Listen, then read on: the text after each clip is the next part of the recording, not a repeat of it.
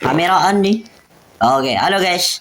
Nah, di sini para viewersku yang melihat ini, pasti kalian tuh pernah merasakan gugup atau demam panggung, yaitu di mana saat suatu ketika kalian sudah menguirkan tentang kata-kata apa ya yang harus saya katakan. Nah, saya ingin kata-kata kalian ini di saat kejadian tersebut 1 detik kalian merasakan, kemana kata-kata yang akan saya ucapkan tadi? Kok tiba-tiba hilang? Tiba-tiba blank gitu loh. Itu kenapa ya guys? Nah, perkenalkan saya Rify Fadila Musyafa dengan akhiran NIM 60159. Nah, kita akan membahas mengenai tadi guys, yaitu sebenarnya video ini adalah tugas dari lembar-lembaran UAS saya tentang mata kuliah ilmu nafas lugawi, yaitu bisa kita sebut saja psikolinguistik ya. Nah, tapi kita pinggirkan sejenak mengenai bahasa teks yang kaku itu. Nah, di vlog kali ini saya ingin membahas yang tadi, mengajak kalian melihat bagaimana 3 penguasa yang mempengaruhi dalam diri kita. Kok bisa lupa, bisa melabrak dan lain-lain. Apa itu 3 penguasanya?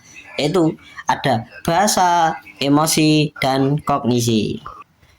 Nah, sebenarnya itu melahirkan satu baris kalimat itu bukan cuma urusan mekanis antara lidah yang menarik atau bibir yang bergetar. Berbicara adalah tak kerja kolaboratif yang sangat rumit di dalam tempurung kepala kita. Oke guys, biar gampang memahaminya, saya ambil analogi nyata.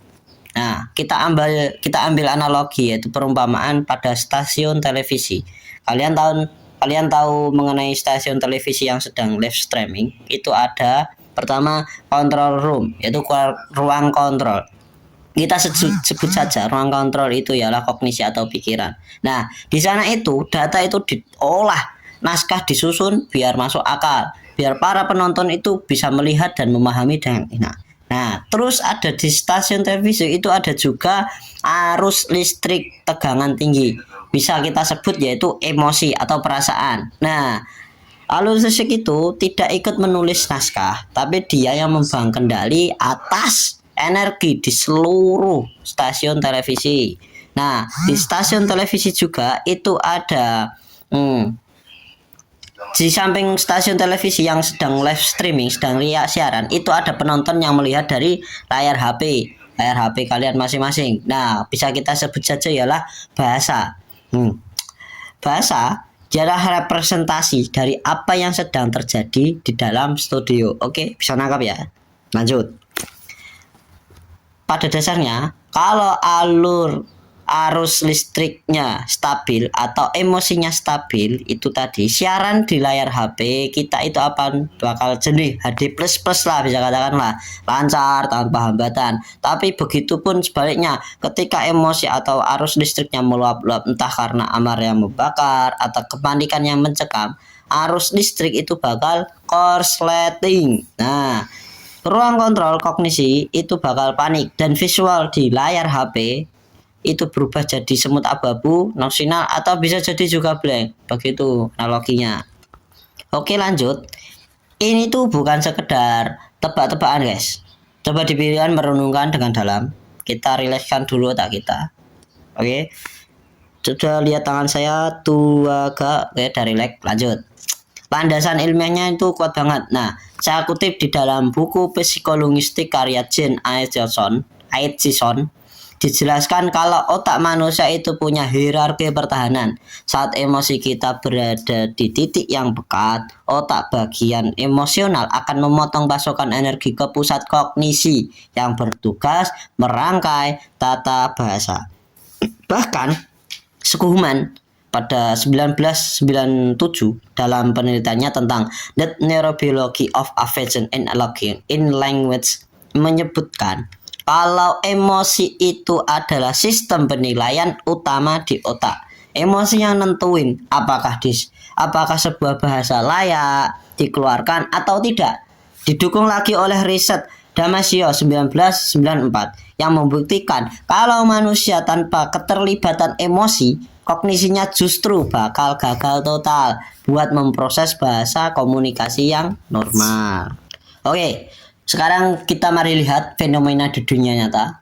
Tentunya para gadget tahu nih, kita lihat fenomena yaitu podcastnya Raditya Dika yang mana itu sempat menghadirkan Dr. Gia Pratama dan Dr. Tirta. Nah, dua-duanya beliau itu orang hebat, guys. Kognisinya super pintar, tapi cara bahasa kontras banget. Nah, kenapa itu loh? Kalian pasti tahunya sendiri. Nah, karena disetir oleh emosi yang berbeda-beda. Emosi Dr. Gia dan pembawaan emosi Dr. Tirta sendiri. Nah, coba kita lihat dengan Dr. Gia. Beliau itu orangnya soft spoken, ya tak? Tenang dan penuh empati. Emosinya yang stabil dan adem, menuntun kognisinya untuk memilih diksi bahasa yang terapeutik, penuh analogi menyentuh dan menenangkan jiwa sependengarnya. Nah, sebaliknya nih guys, naik Dokter Tirta, lihat Dokter Tirta itu gaya bicaranya meledak-meledak, ngegas dan energinya tinggi. Apakah beliau marah? Bukan. Itu adalah emosi atau urgensi dan semangat yang menggebu-gebu. Emosi itu yang menyetir koneksinya untuk memproduksi bahasa yang cepat, lugas, pakai analogi jalanan, dan sangat persuasif. Nah, dua dokter ini adalah bukti nyata. Ilmu medisnya sama, kognisi yaitu, tapi karena diproses oleh pembawaan rasa yang berbeda yaitu emosi tadi, maka bahasa yang keluar ke netizen, output bahasa yang diomongkan beda total, seperti itu. Nah, ini perlu tanda kutip. Emosi itu bukan berarti emosi seperti marah atau tak. Emosi itu bisa berupa rasa semangat yang tinggi, guys, gitu. Lalu, apa arti semua ini untuk hidup kita? Nah, terutama di dunia pendidikan dan cara kita belajar bahasa, pesan terbesarnya adalah kita tidak akan pernah bisa memaksa seseorang untuk tumbuh menjadi cerdas atau mahir menguasai bahasa baru. Jika kita terus-menerus menyiramkan rasa takut ke dalam hatinya, ruang kelas yang kaku dan penuh ancaman hanya akan melahirkan blokade di dalam otak. Jika ingin melahirkan manusia yang fasih berkata-kata seperti Dr. Gia atau Dr. Tirta tadi, tugas pertama kita bukan menjajali kepala mereka dengan hafalan kamus, melainkan menciptakan ruang emosi yang aman. Ketika hati merasa lapang, pikiran akan dengan sangat lentur menyerap pengetahuan baru. Sebelum layar HP kalian kembali gelap, nah, izinkan saya merefleksikan apa yang sudah kita pelajari dalam detik-detik sebelumnya tadi, yaitu tentang batasan tersulit, yaitu menghubungkan bagaimana reaksi kimia, emosi yang abstrak bisa langsung memutus jalur kognisi yang secara instan. Kedua yaitu tentang runtuhnya prasangka awal saya, yaitu ketika dulunya saya mikir orang pintar pasti selalu lancar ngomong dalam kondisi apapun. Ternyata saya itu keliru, guys.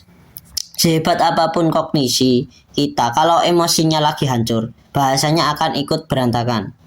Ketiga yaitu tentang pemahaman baru yang saya bawa pulang. Saya sadar setiap kata yang keluar dari bibir kita adalah cerminan dari ekosistem mental kita, yaitu keadaan bagaimana emosi tubuh kita. Nah, pada kesimpulannya, kita terakhir ya, kesimpulannya bahasa, emosi, dan kognisi adalah simfoni, yaitu ketersambungan, keterikatan yang harus bermain dalam harmoni yang seimbang. Oke? Saya Rify Fadilala Musyafa. Terima kasih sudah menyimak video singkat ini. Nah, mari kita merawat terus harmoni antara rasa, pikir, dan kata. Barakallahu fikum wa ma'akum ajan najah. Sampai jumpa. Wassalamualaikum warahmatullahi wabarakatuh.